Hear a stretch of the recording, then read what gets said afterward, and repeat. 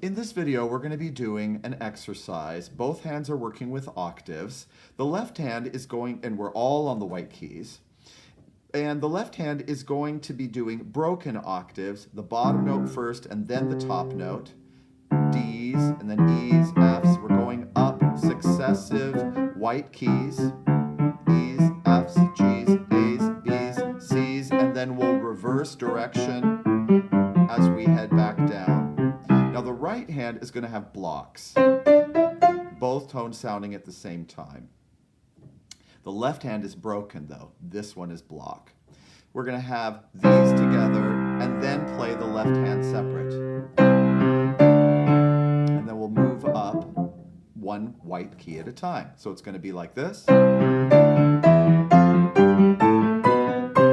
once you get a full octave or a full set of 8 from where you were, or the next C location, you're going to reverse direction. You're going to play the top note and the bottom, top note, bottom in the left hand, and come down all of those hand positions.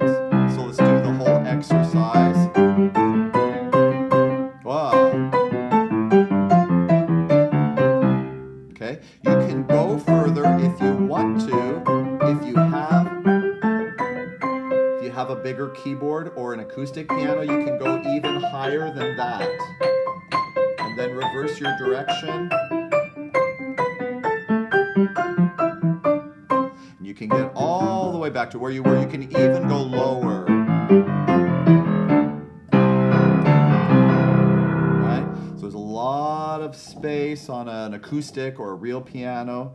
And if you do have an 88 key keyboard, you can get through all of that too. But the main thing that I need you to do is up 8 and down 8. 1, 2, 3, 4, 5, 6, 7, 8. Reverse direction. 2, 3, 4, 5, 6, 7, 8. And that is a great exercise for you.